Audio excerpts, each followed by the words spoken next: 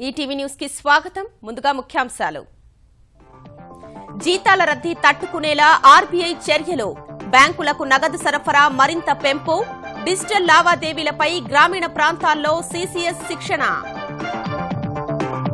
నోట్ల రద్దు సమస్య తీర్చేందుకు ఆంధ్రప్రదేశ్లో కమిటీలు. నగదు రహిత లావాదేవీలకు ప్రోత్సాహం. జనవరికి పరిష్కారం లభిస్తుందన్న చంద్రబాబు. అమరావతిలో అంతర్జాతీయ స్థాయి రోడ్లు. అధికారులకు ముఖ్యమంత్రి ఆదేశం. కొలిక్కొచ్చిన 445 కిలోమీటర్ల పొడవైన వలయదారుల ప్రతిపాదన. తెలంగాణలో ఎల్ఆర్ఎస్ దరఖాస్తు గడువు పెంపు. డిసెంబర్ 31 వరకు అవకాశం. జనవరి 1 నుంచి అన్ని పురపాలికల్లో ఫ్లెక్సీలపై నిషేధం. నాడా తుపాను ప్రభావంతో కోస్తా రాయలసీమకు వర్ష సూచన. కడలూరు వద్ద తీరం దాటే అవకాశం. తమిళనాడు పుదుచ్చేరిలో పాఠశాలలకు సెలవులు. 5,000 కోట్లతో అమెరికా నుంచి శతఘ్నుల కొనుగోలు. అవగాహన పత్రంపై ఇరు దేశాల సంతకాలు. చైనా సరిహద్దుల్లోనే హోవిట్జర్ల మోహరింపు. నిప్పులు కక్కే ఎడారిలో బీఎస్ఎఫ్ జవాన్ల నిత్య పహారా. ప్రతికూల పరిస్థితుల్ని తట్టుకుంటూ దేశ రక్షణలో నిమగ్నం.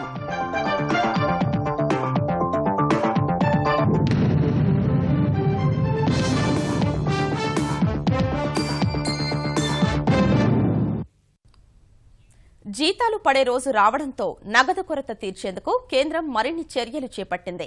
బ్యాంకుల విజ్ఞప్తుల మేరకు జీతాలు పడే శాఖలకు నగదు పంపిణీ 30% పెంచింది. ప్రత్యేక కౌంటర్లను ఏర్పాటు చేసింది. 500 నోట్ల ముద్రణ రాత్రింబవళ్లు జరుగుతున్నట్లు ప్రకటించింది. నగదు లావాదేవీల ప్రోత్సాహానికి డిజిటల్ ఫైనాన్స్ పేరుతో గ్రామీణ ప్రాంతాల్లో 1 కోటి మందికి సీసీఎస్ శిక్షణ ఇవ్వనుంది. ఇదే సమయంలో దేశవ్యాప్తంగా విస్తరించిన మహాత్మాగాంధీ గ్రామీణ ఉపాధి హామీ పథకం నెట్వర్క్ ను ప్రజల్లో చైతన్యం తెచ్చేందుకు కేంద్రం వినియోగించుకోనుంది. దేశవ్యాప్తంగా ప్రభుత్వ, ప్రైవేటు ఉద్యోగులు జీతాలు, పింఛనర్లకు నగదు అందనున్న వేళ డబ్బుల కొరత భారీగా ఎదురవుతుందని భావిస్తున్న కేంద్రం ముందస్తు చర్యలు చేపట్టింది. ఉద్యోగుల జీతాలు పడే బ్యాంకులను ముందుగానే గుర్తించిన కేంద్రం ఆయా శాఖలకు మరింతగా నగదు సరఫరా పెంచింది. పాత నోట్లు రద్దు చేసి 24 రోజులైనప్పటికీ బ్యాంకుల్లో, ఏటీఎం కేంద్రాల్లో నగదు లేదనే బోర్డులు దర్శనమిస్తున్నాయి. డిసెంబర్ తొలి వారంలో రద్దీ బాగా పెరుగుతుందని, మరింత నగదు పంపాలని ఇప్పటికే బ్యాంకులు ఆర్బీఐని కోరగా ఆ మేరకు రిజర్వ్ బ్యాంకు సరఫరా పెంచింది. 500 నోట్ల ముద్రణ వేగంగా జరుగుతోందని తెలిపిన ఆర్బీఐ ఆ నగదు క్షేత్రస్థాయికి చేరడానికి కనీసం 21 రోజులు పడుతుందని తెలిపింది. వేతనాలు పడే రోజు కావడంతో నగదు సరిపడా లేదని భావిస్తే ఉపసంహరణపై ఆయా బ్యాంకులు పరిమితి విధించవచ్చని ఆర్బీఐ తెలిపింది. నగదుకు కొరత లేదని చెబుతున్న ఎస్బీఐ కొన్ని చోట్ల ఇబ్బంది ఉన్నట్లు వివరించింది. మరోవైపు కేంద్ర ఐటీ శాఖ పరిధిలో పనిచేసే సీసీఎస్ కేంద్రాలు గ్రామీణ భారతంలోని ప్రతి ఒక్కరికి డిజిటల్ లావాదేవీలపై శిక్షణ ఇవ్వాలని నిర్ణయించింది. Digital finance for rural India పేరుతో కనీసం 2.5 లక్షల మంది గ్రామ పంచాయతీల్లో పోస్ట్ మిషన్లు, డిజిటల్ లావాదేవీలపై శిక్షణ ఇవ్వనుంది. మహాత్మాగాంధీ గ్రామీణ ఉపాధి హామీ పథకం నెట్వర్క్ విస్తృతంగా ఉన్నందున డిజిటల్ శిక్షణ, అవగాహన కార్యక్రమాలకు ఉపయోగించుకోనున్నారు. ఇప్పటికే పలు బ్యాంకులు పీఓఎస్ మిషన్ల ద్వారా గ్రామీణ, పట్టణ ప్రాంతాల్లో నగదు అందిస్తుండగా ప్రముఖ రిటైల్ దుకాణాల్లో నగదును పంపిణీ చేసేందుకు హెచ్డీఎఫ్సీ సిద్ధమైంది. ఈ మేరకు ఆయా సంస్థలతో జత కట్టింది. రూపం, బెంజర్, కళానికేతన్, ప్రేమ్సన్స్, ఆసియాటిక్, లిబాస్, సీజన్స్, రూప్ మిలాన్, మెట్రో, క్యాట్వాక్, మోచి వంటి 50 ప్రముఖ సంస్థల దుకాణాల్లో పీఓఎస్ యంత్రాల ద్వారా డెబిట్ కార్డు స్వైపింగ్ చేసి 2,000 ఇవ్వనున్నట్లు ప్రకటించింది. నోట్ల రద్దుతో నెలకొన్న సమస్యలు, ఇబ్బందులు జనవరిలో పరిష్కారమవుతాయని ముఖ్యమంత్రి చంద్రబాబు తెలిపారు. ఏపీలో నగదు రహిత లావాదేవీల ప్రోత్సాహం, పర్యవేక్షణకు ప్రత్యేక కమిటీల్ని నియమించారు. అన్ని చౌకధరల దుకాణాల్లో ఈ నెల సరుకుల్ని రూపే కార్డు ద్వారా కొనుగోలు చేసేలా ప్రణాళికలు సిద్ధం చేశారు. నగదురహిత లావాదేవీల్లో దేశానికే ఆంధ్రప్రదేశ్ ఆదర్శంగా నిలిచిందని ముఖ్యమంత్రి చంద్రబాబు తెలిపారు. విజయవాడలో బ్యాంకర్లు, ఆర్థిక శాఖ అధికారులతో సమీక్షించిన ఆయన నగదురహిత లావాదేవీలను అవగాహన కార్యక్రమాల ద్వారా పెద్ద ఎత్తున ప్రజల్లోకి తీసుకెళ్తున్నామన్నారు. నోట్ల రద్దుతో ఏర్పడిన పరిణామాలు చక్కదిద్దేందుకు జిల్లా, డివిజన్, మండల స్థాయి కమిటీలను ఏర్పాటు చేసినట్లు తెలిపారు. ప్రతి ఒక్క బ్యాంకులో, ప్రతి ఒక్క డిపార్ట్మెంట్ లో, ప్రతి ఒక్కటి ఒక కంట్రోల్ రూమ్ పెట్టుకోమన్నాం. అక్కడ రియల్ టైంలో వాళ్ళకు వచ్చిన సమస్యలు పరిష్కారం చేస్తూ వాళ్ళ స్థాయిలో కాని సమస్యలుంటే కంట్రోల్ రూమ్కి వస్తుంది. ఇక్కడికి వీళ్ళు మిగిలిన వాళ్ళతో కోఆర్డినేట్ చేసి రియల్ టైంలో పరిష్కారం చేస్తారు.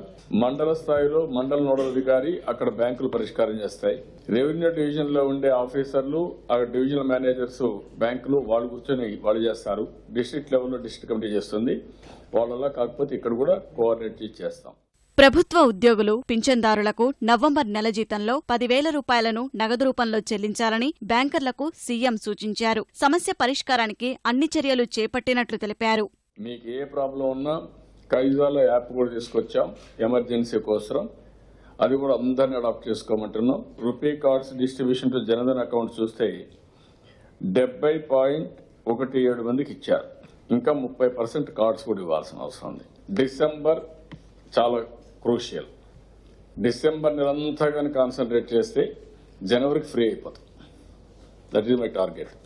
చిల్లర ఇబ్బందులను దృష్టిలో పెట్టుకుని 500 రూపాయల నోట్ల కోసం మరోసారి రిజర్వ్ బ్యాంక్ గవర్నర్ను కోరనున్నట్లు చంద్రబాబు వెల్లడించారు. నోట్ల రద్దు నేపథ్యంలో డిజిటల్ కార్యకలాపాలు మరింత పెరిగే అవకాశం ఉన్నందున సాఫ్ట్వేర్ సంస్థలు గ్రామీణ ప్రాంతాలు, ప్రాంతీయ భాషలు మాట్లాడేవారికి మరింత చేరువయ్యేలా సేవలందించాలని తెలంగాణ ఐటీ శాఖ మంత్రి కేటీఆర్ సూచించారు. హైదరాబాద్ సాఫ్ట్వేర్ ఎంటర్ప్రైజెస్ అసోసియేషన్ రజతోత్సవ వేడుకలకు టీసీఎస్ వ్యవస్థాపకులు ఎఫ్సీ కోహ్లీతో కలిసి హాజరైన కేటీఆర్ సమాచార భద్రత, విశ్లేషణ రంగాల్లో ఉద్యోగ అవకాశాలు పెంచడంపై దృష్టి సారించాలన్నారు. తెలంగాణ ప్రభుత్వం కేవలం హైదరాబాద్లో మాత్రమే కాకుండా చిన్న పట్టణాల్లోనూ ఐటీ ప్రోత్సాహానికి కార్యాచరణ రూపొందించిందన్న మంత్రి ఈ అవకాశాల్ని సాఫ్ట్వేర్ సంస్థలు అందిపుచ్చుకోవాలని సూచించారు.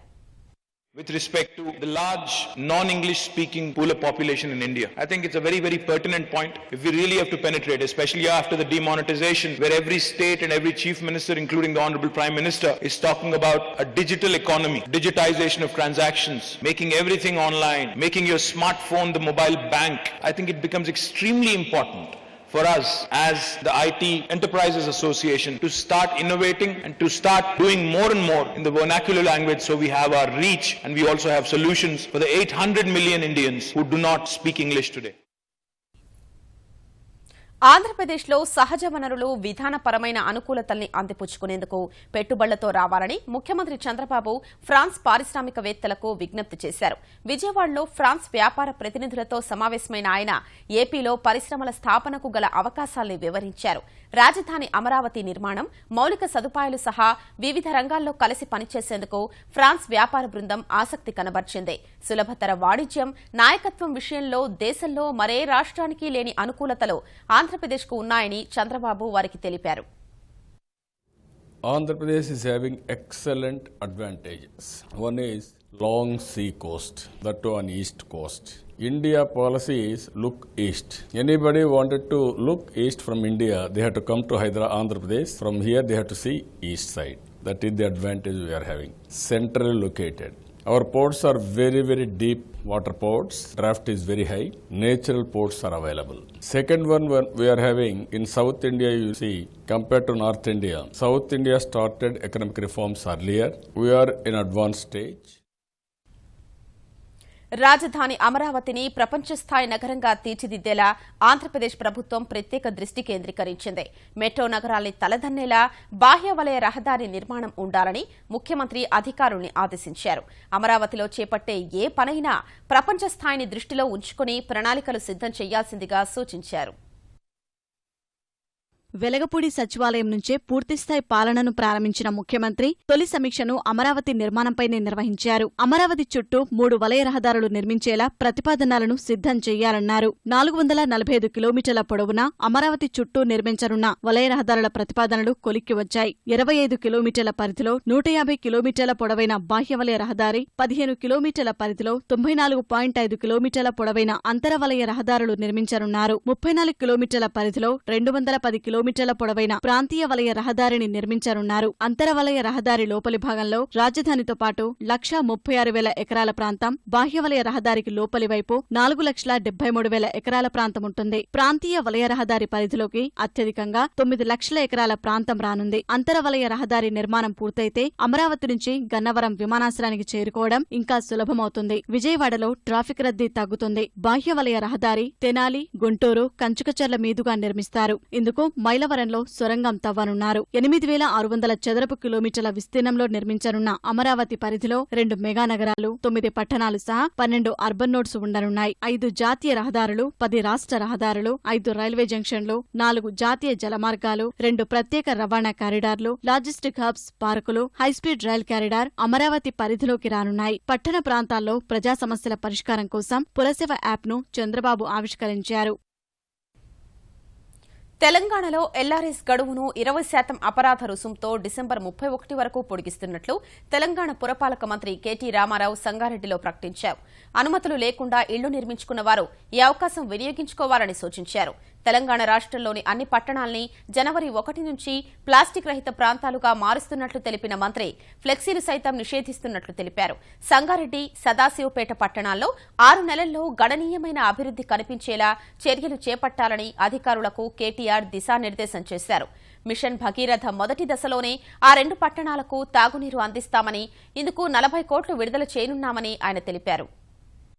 జనవరి 1, 2017 కల్లా సంగారెడ్డి, అదే రకంగా సదాశివపేట ఓడిఎఫ్ టౌన్స్గా గౌరవనీయులు హరీష్ రావు గారి ఆధ్వర్యంలో ప్రకటించడం జరుగుతుంది. బత్తలాపూర్ దగ్గర అక్కడ 5 ఎకరాల్లో డంపింగ్ యార్డ్ కూడా నిర్మాణం చేయడం జరుగుతుంది. డంపింగ్ యార్డును ఒక చోటు నుంచి ఇంకో చోటుకి తరలించడం వల్ల సమస్యను తరలించడం మా ఉద్దేశం కాదు. సమస్య అనేది లేకుండా చేయడం, కాలుష్యం అనేది లేకుండా చేయడం మన ఉద్దేశం. కాబట్టి మరి ఆ కొత్త ప్రాంతంలో ఈ అడ్వాన్స్డ్ ఇన్సినరేషన్ టెక్నాలజీతో మనం ఏ రకమైన ఇబ్బంది లేకుండా సమస్యను పరిష్కరించవచ్చని చెప్తా ఉన్నారు నిపుణులు. దానికి తగ్గ విధంగా ఇక్కడ ఒక ప్రయోగాత్మకంగా ఒక కార్యక్రమాన్ని కూడా చేయాలని అనుకుంటా ఉన్నాం. రబీ సీజన్లో తెలుగు రాష్ట్రాలకు నీటి కేటాయింపులపై కృష్ణా బోర్డు త్రిసభ్య కమిటీ ఎలాంటి నిర్ణయం తీసుకోలేకపోయింది. ఇరు రాష్ట్రాల మధ్య ఏకాభిప్రాయం సాధ్యం కాక రేపు మరోసారి భేటీ కావాలని కమిటీ సభ్యులు నిర్ణయించారు. బోర్డు సభ్య కార్యదర్శి సమీర్ చటర్జీ ఆధ్వర్యంలో జరిగిన సమావేశంలో ఆంధ్రప్రదేశ్, తెలంగాణ నీటిపారుదల శాఖ అధికారులు తమ వాదన వినిపించారు.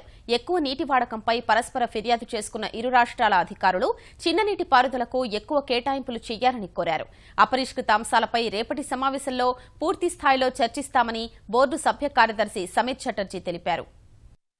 So there are 3 or 4 alternatives we have discussed how we can find out how much water has already been utilized under the schemes, but no conclusion has been arrived. Some issues already settled down, and there are some issues where still have to consume our meeting. కశ్మీర్లోని నియంత్రణ రేఖ వెంబడి ఈ ఏడాది ఇప్పటి వరకు 23 దాడుల్ని భగ్నం చేసినట్లు సరిహద్దు భద్రతా దళం బీఎస్ఎఫ్ ప్రకటించింది. ఈ 23 దాడుల్లో తీవ్రవాదులు చొరబాటు యత్నాలే 21 కాగా పాకిస్తాన్ సరిహద్దు దళాలు చేసిన దాడులు 2 ఉన్నట్లు బీఎస్ఎఫ్ పేర్కొంది. తమ జవాన్లు చిత్తశుద్దితో పనిచేస్తున్నారని, ఈ క్రమంలో 3 ప్రాణాలు కోల్పోయారని తెలిపింది. నగ్రోటా ఉగ్రదాడి నేపథ్యంలో సరిహద్దుల వెంబడి భద్రతను మరింత కట్టుదిట్టం చేసినట్లు BSF Kashmir range IG Vikas Chandra వివరించారు. సైన్యంతో పాటు పారామిలిటరీ బలగాలు సైతం దాయాది దేశం జరుపుతున్న కాల్పుల్ని తిప్పికొట్టేందుకు సందర్భానుసారం పాల్గొంటున్నట్లు ఆయన వివరించారు. మరోవైపు నేడు బీఎస్ఎఫ్ ఆవిర్భావ దినోత్సవాన్ని జరుపుకుంటోంది. 45 డిగ్రీల ఉష్ణోగ్రతకే నెత్తిన కుంపటి ఉన్నట్లే భావిస్తాం. కనుచూపు మేర ఇసుక తిన్నెలే దర్శనమిచ్చే ఎడారిలో 57 డిగ్రీల ఉష్ణోగ్రత వద్ద పహారా కాయడమంటే మాటలు కాదు. నిప్పులు కురిపించే సూర్యుడు, అడుగు తీసి అడుగు వేయనివ్వని ఇసుక తుపాన్లు, కాచుకుని ఉండే ముష్కర మూకలు, ప్రాణాంతక సర్పాలు వంటి ఎన్నో సవాళ్లు థార్ ఎడారిలో బీఎస్ఎఫ్కు నిత్యం ఎదురవుతూనే ఉంటాయి. అంతటి ప్రతికూల పరిస్థితుల్లోనూ చలించకుండా దేశమాత రక్షణే తొలి కర్తవ్యమంటారు మన జవాన్లు. థార్ ఎడారి విస్తరించిన సరిహద్దు ప్రాంతంలో ఈటీవీ, ఈనాడు బృందానికి ఇలాంటి అసాధారణ పరిస్థితులే కనిపించాయి.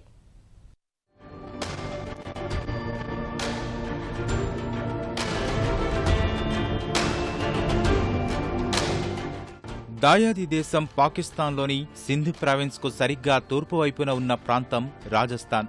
దాదాపు 1037 కిలోమీటర్ల మేర పాక్తో సరిహద్దు పంచుకుంటోంది ఈ ఎడారి రాష్ట్రం. ప్రపంచంలోని అత్యంత క్లిష్టమైన భౌగోళిక ప్రాంతాల్లో ఈ థార్ కూడా అగ్రభాగాన ఉంటుంది. బార్మేర్, జైసల్మేర్ సెక్టార్లు సరిహద్దు భద్రతా దళానికి అత్యంత కీలకమైన ప్రాంతం కూడా.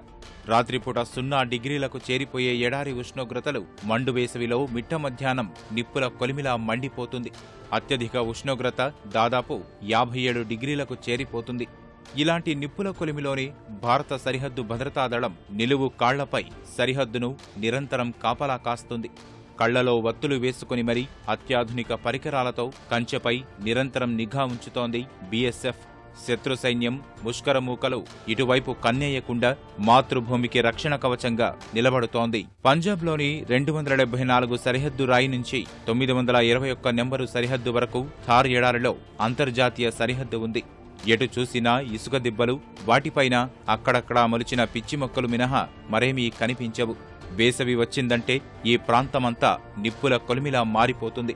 ఈ వేడిమిని భరించేందుకు బీఎస్ఎఫ్ జవాన్లు ప్రత్యేక వస్త్రాలు ధరిస్తారు. రోజులో కనీసం 8 లీటర్ల నీరు తాగుతారు. దాదాపు 50 కిలోమీటర్ల నుంచి ట్యాంకర్ల ద్వారా నీరు సరఫరా చేస్తారు. ఏ కారణం వల్లైనా ట్యాంకర్ రాకపోతే బీఎస్ఎఫ్ దాహంతో అల్లాడిపోవాల్సిందే.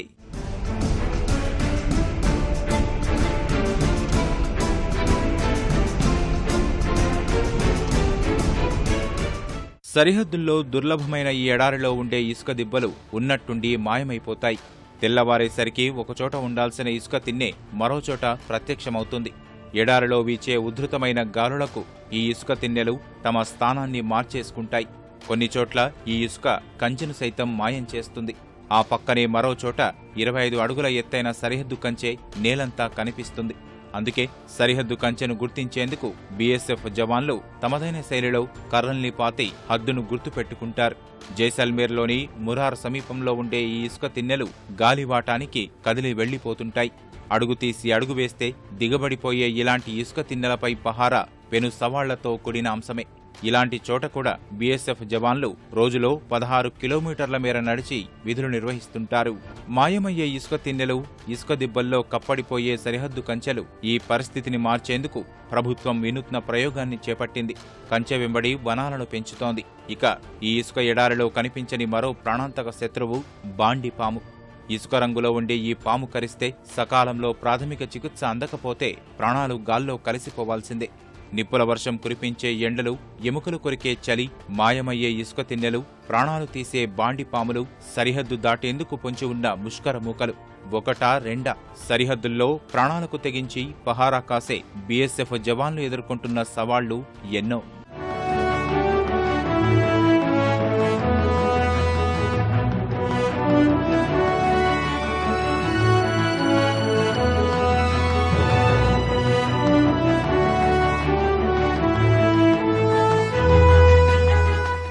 రాజస్థాన్లోని అత్యంత దుర్లభమైన క్లిష్టతరమైన భౌగోళిక పరిస్థితుల్లో భాగంగా రాజస్థాన్లోని ఇండో పాక్ బార్డర్ వద్ద ఉన్నాం. ప్రస్తుతం మనం చూస్తున్నటువంటి ఇసుక రేత్కే టీలే అంటారు. ఇసుక మేటలు ఇవి పెద్ద ఎత్తున ఇక్కడ ఉన్నటువంటి బార్డర్ ప్రాంతం అంతా కూడా ఈ ఇసుక రేత్కే టీలే అంటే ఇసుక కుప్పల కింద దిగబడి ఉంటాయి. ప్రధానంగా ఇవి రోజుకు ఒక మారుతూ ఉంటాయి. వీటిని అంచనా వేసుకునే కొన్ని పుల్లల లాంటివి కూడా ఇక్కడ బీఎస్ఎఫ్ జవాన్లు నాటుతూ ఉంటారు మన సరిహద్దు అని తెలిసేందుకు. కెమెరా పర్సన్ నరేష్తో కలిసి Dhananjay, ETV news, Indo Pak border నుంచి. బహిరంగ మల విసర్జన రహిత ప్రాంతాలపై కేంద్రం విడుదల చేసిన జాబితాలో ఆంధ్రప్రదేశ్ సత్తా చాటింది. బహిరంగ మల విసర్జన రహిత ప్రాంతాలుగా మారిన 362 పట్టణ స్థానిక సంస్థలతో కేంద్ర పట్టణాభివృద్ది శాఖ విడుదల చేసిన జాబితాలో 2వ స్థానం దక్కించుకుంది. జాబితాలో 161 స్థానిక సంస్థలతో గుజరాత్ ప్రథమ స్థానం దక్కించుకోగా 91 పట్టణాలతో ఆంధ్రప్రదేశ్ 2వ స్థానంలో నిలిచింది. 70 ప్రాంతాలతో మహారాష్ట్ర 3వ స్థానం సాధించింది. 12 బహిరంగ మల విసర్జన రహిత స్థానిక సంస్థలతో తెలంగాణ 4వ స్థానంలో నిలిచింది. దేశవ్యాప్తంగా నగరాలు, పట్టణాలు, స్థానిక సంస్థల పరిధిలోని మురికివాడలు, పాఠశాలలు, నివాస ప్రాంతాలు, ఆధ్యాత్మిక ప్రదేశాల్ని పరిశీలించి బహిరంగ మల విసర్జన రహిత ప్రాంతాల్ని ఎంపిక చేశారు. నవ్యాంధ్ర రాజధాని అమరావతి సచివాలయంలో నేడు తొలి మంత్రివర్గ సమావేశం జరగనుంది.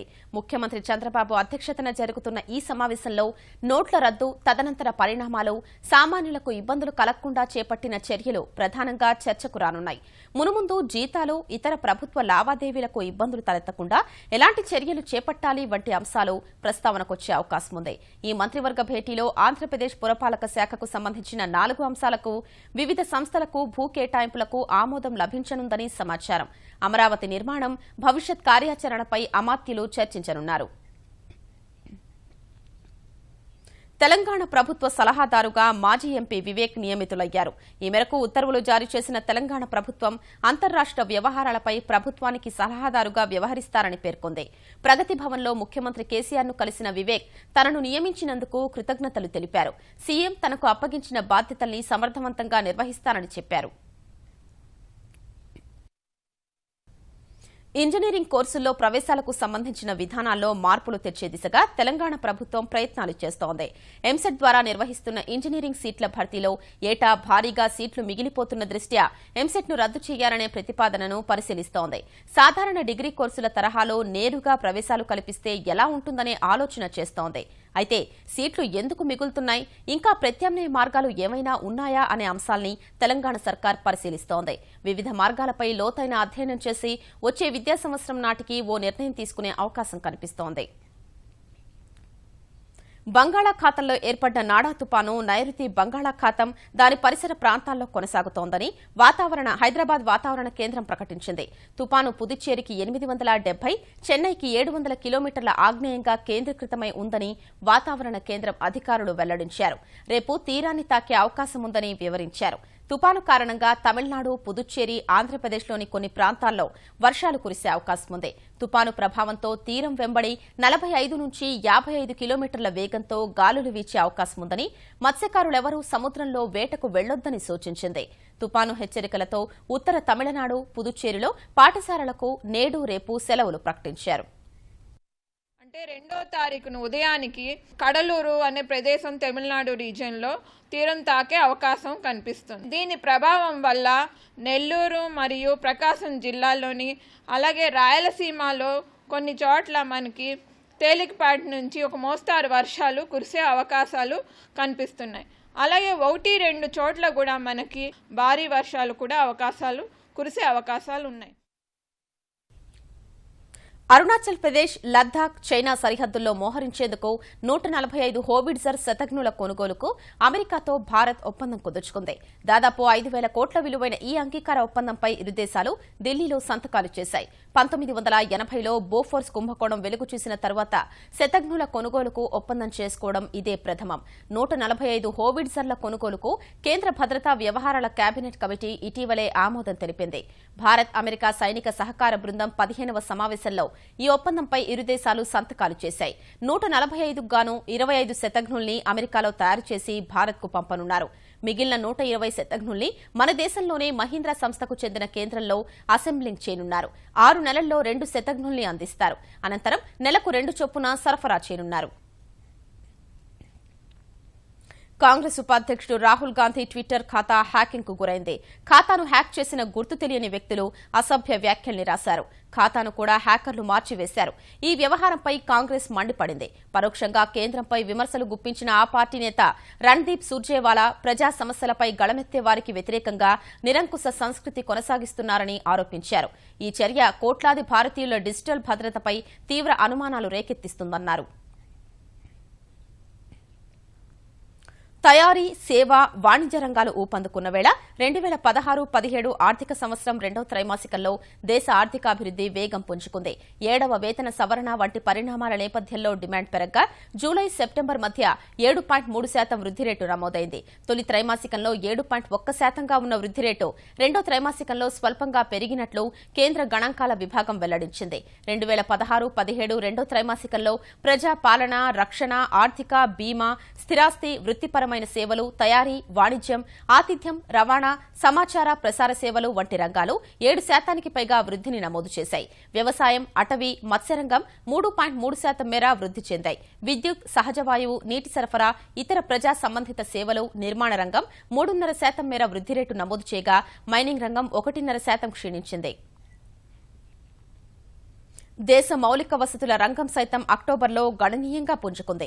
ఉక్కు, చమురు శుద్ది పరిశ్రమలు మంచి పనితీరు కనబర్చిన వేళ మౌలిక వసతుల రంగం వృద్ధి రేటు 6 నెలల గరిష్ట స్థాయికి చేరింది. 2015 అక్టోబర్లో 3.8%, 2016 సెప్టెంబర్లో 5% వృద్ధి చెందిన 8 కీలక పరిశ్రమలు ఈ అక్టోబర్లో 6.6% వృద్ధి నమోదు చేశాయి. గతేడాది తిరోగమన దిశలో పయనించిన ఉక్కు చమురు శుద్ది పరిశ్రమలు ఈసారి గణనీయంగా పుంజుకున్నాయి. ఉక్కు ఉత్పత్తి 16.9%, చమురు శుద్ది పరిశ్రమ ఉత్పత్తి 15.1% మేర పెరిగాయి. గతేడాది అక్టోబర్తో పోలిస్తే ఈసారి విద్యుత్, ఎరువులు, సిమెంట్ ఉత్పత్తి భారీగా పడిపోయింది. బొగ్గు ఉత్పత్తి సైతం వరుసగా 3 నెలలోనూ క్షీణతను నమోదు చేసింది. ఈటీవీ న్యూస్ సమాప్తం. నమస్కారం.